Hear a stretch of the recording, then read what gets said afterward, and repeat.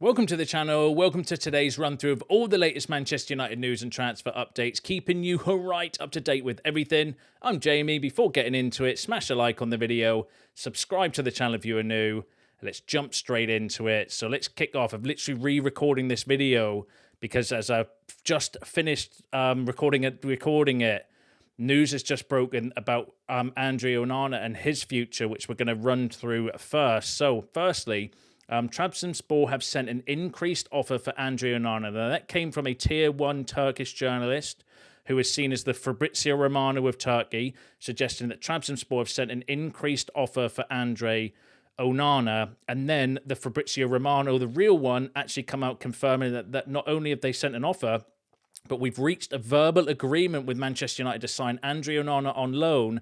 Final decision now up to Onana. Now, this is just breaking at the time I'm recording this video, so I might flick between, because there's going to be other stories and other updates as I'm going through the rest of the news as well. So I may jump back to see if there's any updates or anything at the end.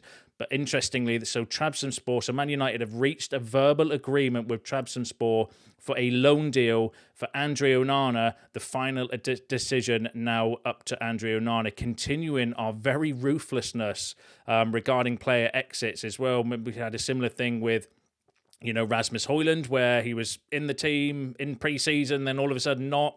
No, off you go. See you later. No longer with us anymore. And André Onana, similar thing, was seen as, everyone wanted to keep him and he was going to be the number one goalkeeper. But whether it's got anything to do with the fact that he turned up and asked for a new contract from the Athletic the other day, the fact he turned up, he's been injured, and the fact that he hasn't even bothered didn't turn up for the Grimsby game either, because he might as well have not bothered.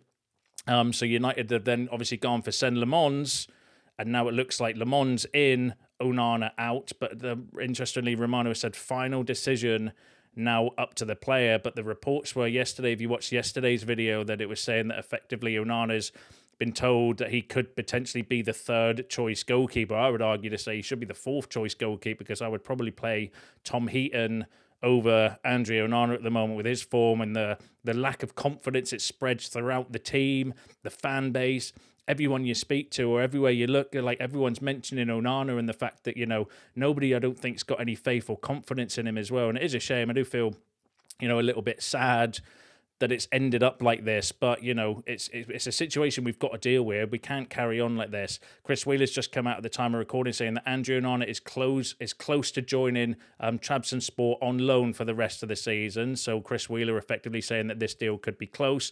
No confirmation yet whether he's agreed to that loan offer, but yeah, it does look like it's definitely on the cards. It's on the agenda. There's an offer there, a verbal agreement reached. We'll have to see how that one plays out, but give us your thoughts and feelings on that in the comments below. And smash a like as well if you think that's the right decision to loan André Onana out. Obviously, it's going to be difficult to sell him this late, like when our transfer window is effectively closed, even though we've already got a replacement effectively with Sen Lemons. But I don't know which team would pay the sort of money at the moment. So a loan deal is probably about all we could expect at this particular stage. Plus, he's on high wages as well for a goalkeeper. But yeah, really interesting development. Give us your thoughts and feelings on that in the comments below. Let's move on to some other transfer news. So Manchester United are planning to reignite their interest in Brighton's 21-year-old midfielder Carlos Baleba next year after their summer move for him fell through. Now, that originally I read in a report from Give Me Sport, and I think it's widely believed that United will potentially go back in for Carlos Baleba. However, Fabrizio Romano's also come out with an update on the situation where he had the following to say: I'm not surprised that Manchester United decided not to invest money in any other midfielder this summer. I'm not surprised because my feeling is that Manchester United will keep their interest alive in 2026 for Carlos Baleba. What Romano was effectively saying was, one of the things that he did say was that United potentially didn't go for another midfielder because they didn't want to spend 30, 40, 50, 60 million pounds or whatever on a midfielder. They would have preferred to wait to go for Carlos Baleba because he's seen as the one that they all want to effectively go for, which is really interesting. Romano also said United are very happy with the enthusiasm of Carlos Baleba in opening the doors, even without European football. Baleba was very open to joining Manchester United, and that is Ineos's thing now, where we want to get players that want to come to United.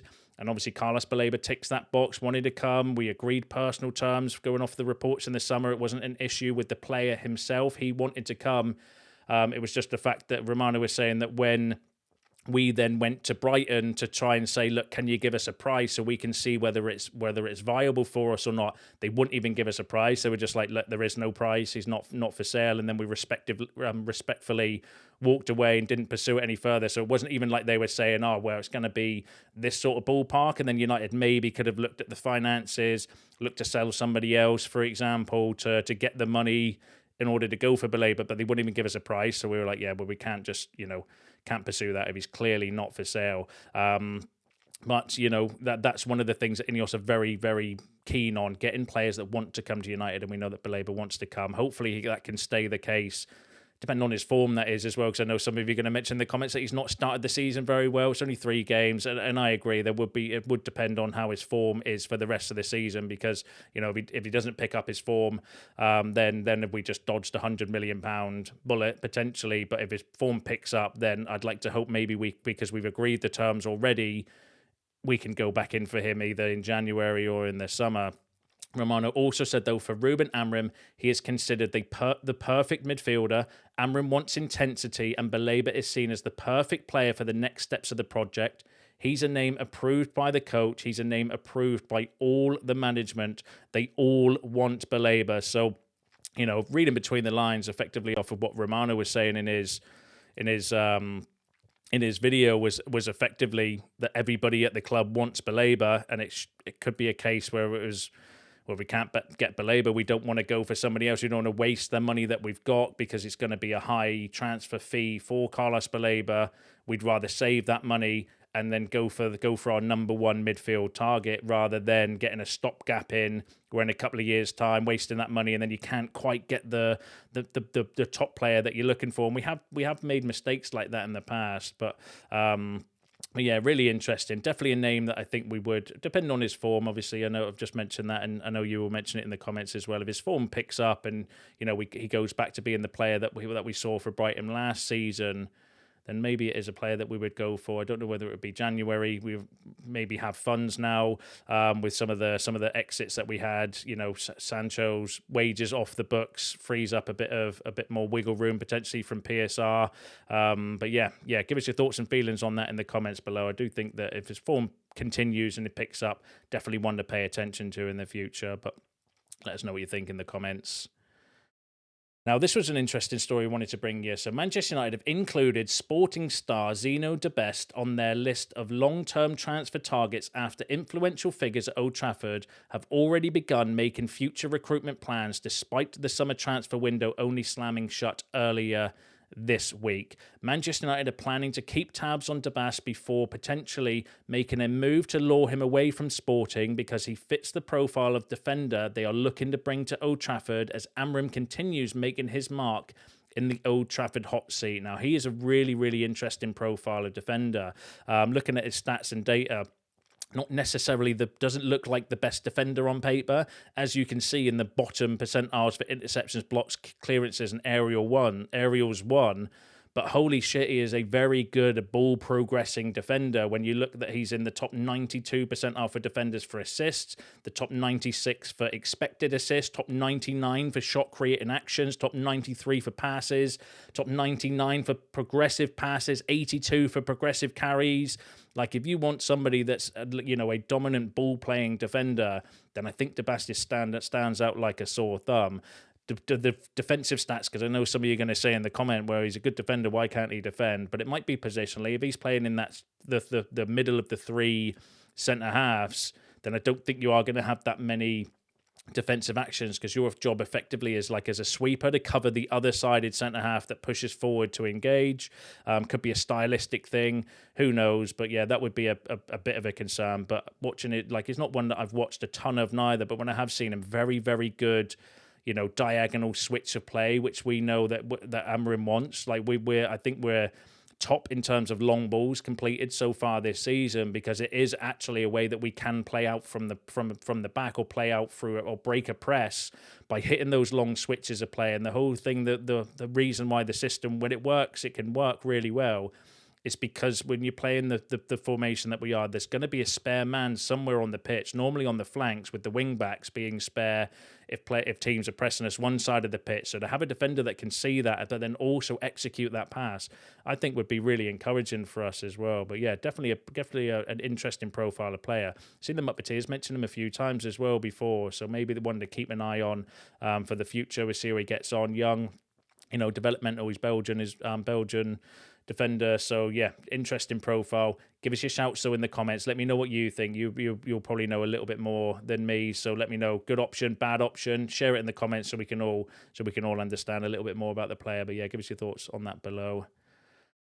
Now let's go through some other news. So, keeping with going back to the midfielder. So Fabrizio Romano and Angelo Stiller, if you remember that, and the transfer deadline day, there was some nonsense stories saying that we were, on a mission to try and sign Angelo Stiller. Romano's clarified the situation, saying we heard reports about Manchester United's mission to sign Angelo Stiller in the final days of the transfer window completely fake. No mission, no negotiations, no discussions, no talks to the player, and no talks with Stuttgart. Man United never considered a move in the final days for Angelo Stiller, so everything quiet on that one. So Romano, again, debunking the story of us going in for Angelo Stiller. I think if you want someone that's a good ball-playing, forward pass in midfielder, Angelo Stiller looks like a good shout to bring in. But yeah, according to Romano, nothing in it. So we'll wait and see how that plays out over the course of this season. Maybe something in it, but not towards the end of the window, like Romano says.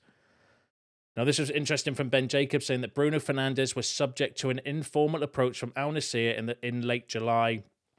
This was communicated directly to Ronaldo, who is now directly involved in Nassr's recruitment, but Bruno was firm in his desire to stay in Europe for at least another year. So there is still more murmurings or talk or noise around Bruno Fernandes wanting to stay for at least one more year. So could this be Bruno Fernandes' last year at United?